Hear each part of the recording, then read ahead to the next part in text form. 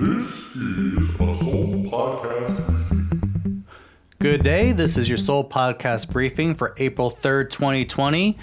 Trying to put off doing laundry. This is Joe McPherson. Today's COVID-19 numbers. We have 86 new cases in South Korea today, 3 down from the day before, which brings us up to 10,062 cases in total. Unfortunately, we've had 5 deaths, bringing the total to 174. In Seoul, breaking down the numbers, in Seoul we have 18 new cases, many of them still coming from this church in Guro in southwestern Seoul, which is a weird church. The pastor is currently in prison for raping 9 parishioners, but they're still going to the church, so obviously no logic's going to work for them. So yeah. Anyway, Daegu is 9 new cases. That's half that of Seoul. Is starting to put Seoul now as the epicenter of the virus, even though it's still not that strong. And a lot of Daegu's new cases are coming from hospitals. Imported cases. We have 22 imported cases. That means people coming in through the airport. We're now at 22, which is actually more than Seoul. Breaking down the numbers, around a little over half of them are coming from Europe, and around a little over 30% are coming from America. Many of them are Korean nationals returning home from those areas, and one more case has been reported from the U.S. forces in Korea, USFK base, bringing the total there to 16. The new mandatory quarantine started on Wednesday. So now anyone who enters Korea from any country, Korean national or foreigner, has to be in quarantine for 2 weeks. Now, if you have resident in Korea, you're going to go straight to that residence and to a health check center. But you have to stay in that residence. If you don't have residence in Korea, you gotta pay to be in a government designated quarantine area. 45 people are now currently under police investigation for breaking the quarantine, so take it seriously. 8 foreigners were denied entry to Korea the other day because they refused to go under quarantine. So we're taking that very seriously. If you do break quarantine, you risk a year in jail or 10 million won fine. If you're a foreigner, you get deported. Not a good thing. What's interesting, though, is a lot of new arrivals. They're going to be tested at Seoul Sports Stadium, which is way off in Jamsil, where they had the Olympics in 1988. Now keep this. Incheon Airport, where most everyone's coming in from, because I live next to Gimpo, is pretty much empty. Well, Incheon's empty too, but pretty empty. But anyway, both of them are in western part, west of Seoul. Incheon's very much on the west. Jamsil is so east, it's east of Gangnam. It's sort of part of Gangnam. That's way down over there. So we're trekking people from the airport all the way to the opposite side of the Seoul metro area.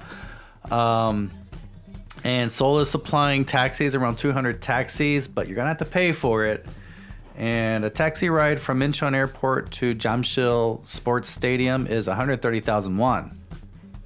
Yeah. Recently, in other news, Korea Times posted a pretty good coronavirus anti-racism video.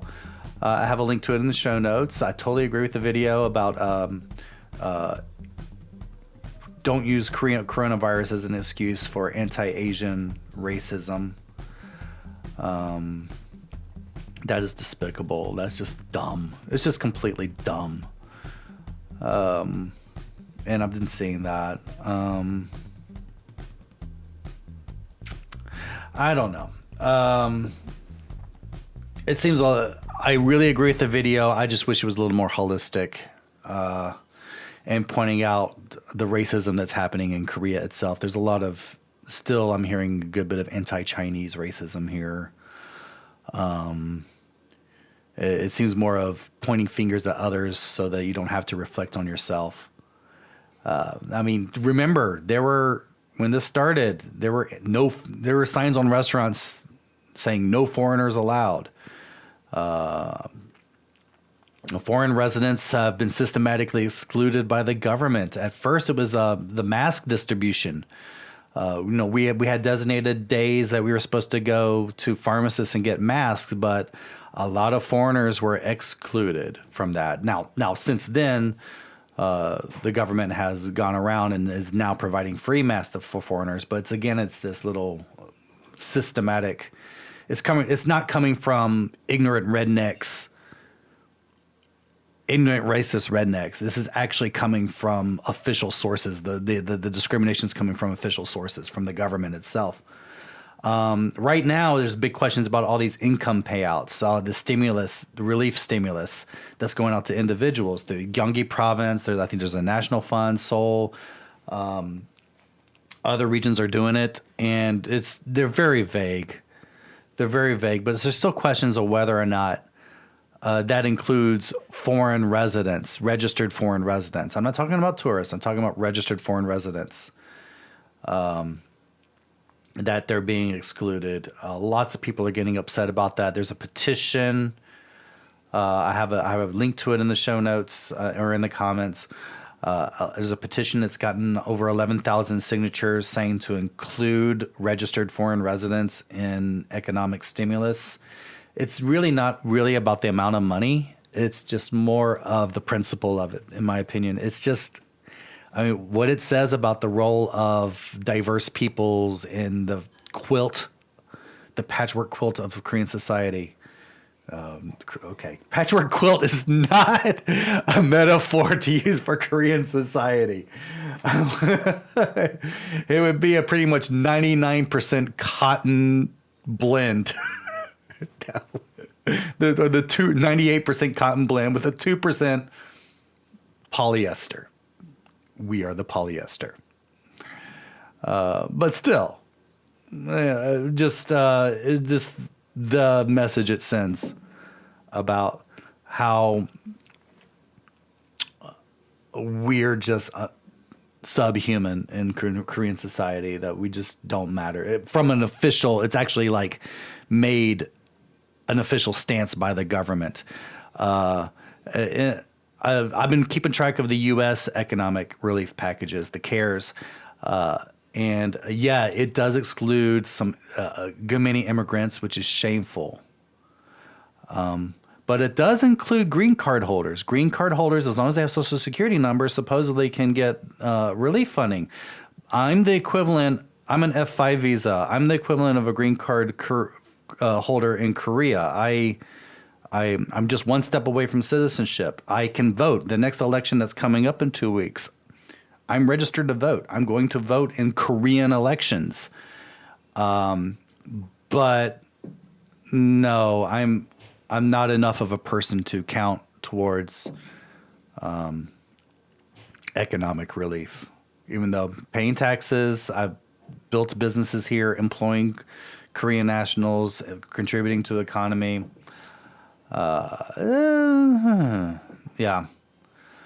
So that's an issue. It's been bugging me. It's been bugging a lot of people. It's not a lot of money, but it's just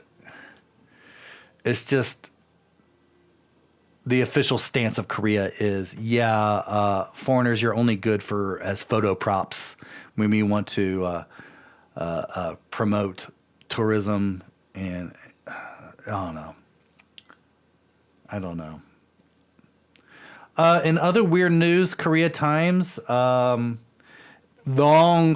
you've been with the Seoul Podcast back in the day, back when we were originally doing it back in 2008 through 2010, you might remember, if you want to call it like our nemesis for Seoul Podcasts was there were a few of them, but there was one particular editor at the Korea Times who went by, he still had the very professional email name of Fool's Die 5. He would put at the end of all of his editorials. And the guy was just the most notorious, he was more nationalistic than Tucker Carlson.